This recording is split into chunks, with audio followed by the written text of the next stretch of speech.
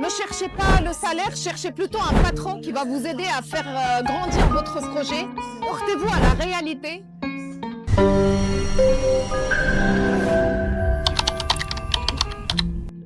Bonjour, je me présente, moi c'est Sofia Nadifi Ketani, je suis la directrice générale de 2 structures au Sénégal. Donc la première, c'est Talent Master Center, donc c'est un cabinet de conseil et de formation. Et la deuxième, c'est Client Centric Vision, c'est l'entreprise qui accueille le challenge et le service client de l'année ici au Sénégal. Alors pourquoi avez-vous choisi de participer à ce forum aujourd'hui? Alors c'est un forum qui est sur l'investissement au Sénégal et effectivement c'est un des événements forts qui annonce les perspectives pour le Sénégal de 2050 et autant qu'entrepreneuse, il est tout naturellement normal que je sois dans ce type d'événement qui ne fait que renforcer ma conviction avant de parler d'investissement. Effectivement, le capital humain à travers la formation et la culture client restent quand même des piliers stratégiques pour une économie prospère et florissante au Sénégal. Quels sont selon vous les principaux défis de votre secteur aujourd'hui? Alors les principaux défis, ça serait d'encourager les investissements au Sénégal.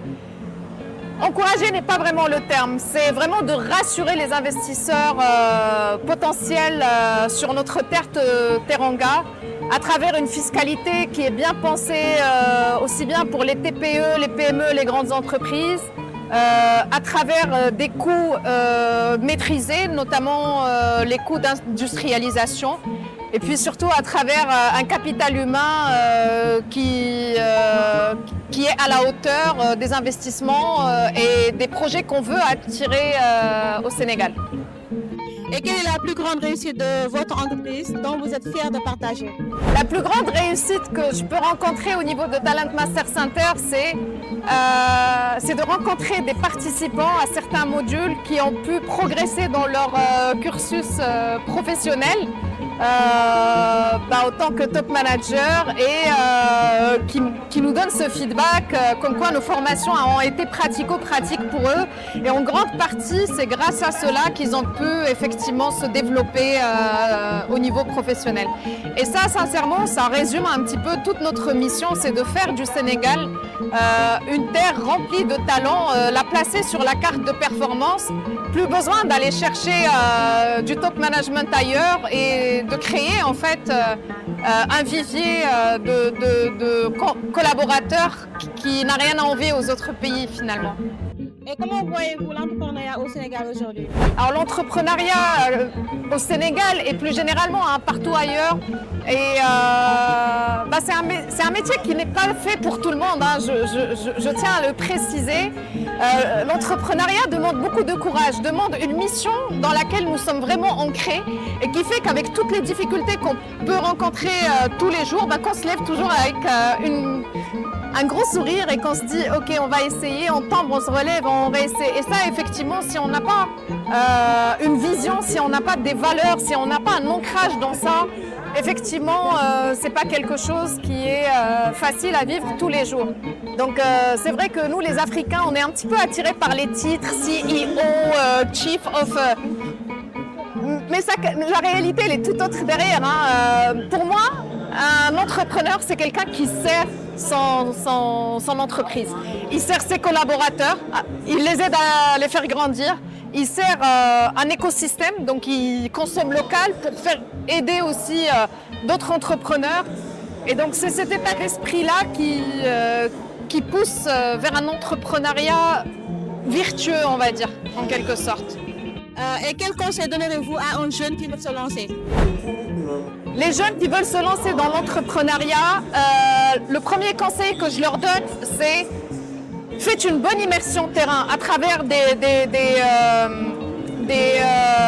postes pratico-pratiques dans des entreprises. Ne cherchez pas le salaire, cherchez plutôt un patron qui va vous aider à faire grandir votre projet. Portez-vous à la réalité et à ce moment-là, trouvez votre pourquoi. Pourquoi vous voulez faire ce projet? Et une fois que vous sentez une connexion très très forte avec ce pourquoi, à ce moment-là, commencez à planifier.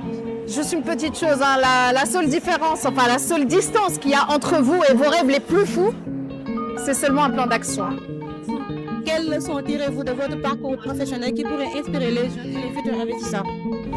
Il faut savoir que moi, je me suis lancée dans l'entrepreneuriat très très jeune, à 19 ans. Donc je travaillais, j'étudiais en même temps et j'ai lancé un premier call center en 2004, 2005. Oula, ça ne nous rajeunit pas tout ça.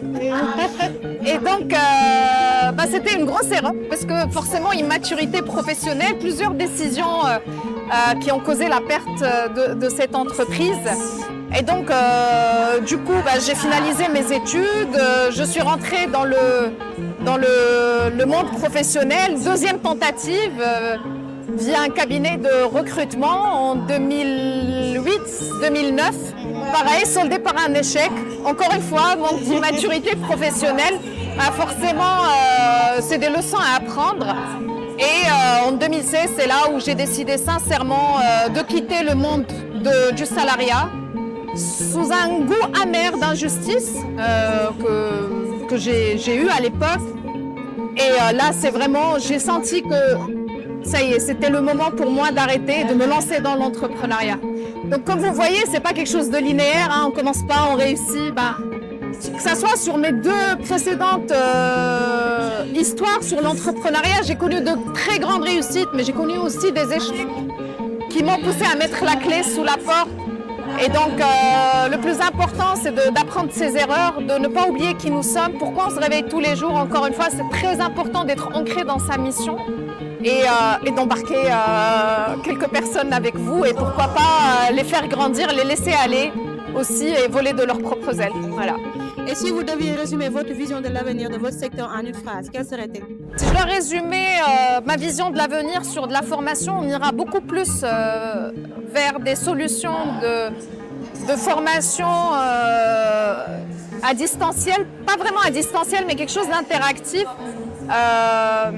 À terme, l'idée c'est que ça soit une plateforme qui s'adapte à chaque personne selon son emploi de temps, selon ses envies, selon aussi son niveau de maturité par rapport au sujet qu'on propose. Donc je la vois dans de la fintech avec de l'IA, avec de l'IA et avec une base interactive. Sinon, pour la relation client, ce que je vois, c'est vraiment l'avenir. Aujourd'hui, on est passé, toutes les entreprises sont passées d'une vision produit typique, où on se concentrait uniquement sur le produit ou le service qu'on vendait, à une vision client où on parle d'expérience client autour du service ou du produit qu'on met sur le marché. Et donc c'est l'avenir, finalement, l'excellence client, la culture client.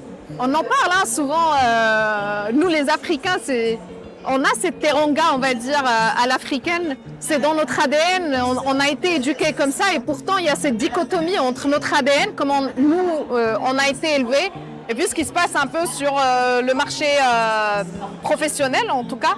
Et les gens ils commencent à se rendre compte que finalement, quel que soit le produit, la beauté des locaux, quel que soit l'emballage de leurs produits, de leurs services, in fine, si l'expérience client n'est pas bonne, le client ne reviendra pas.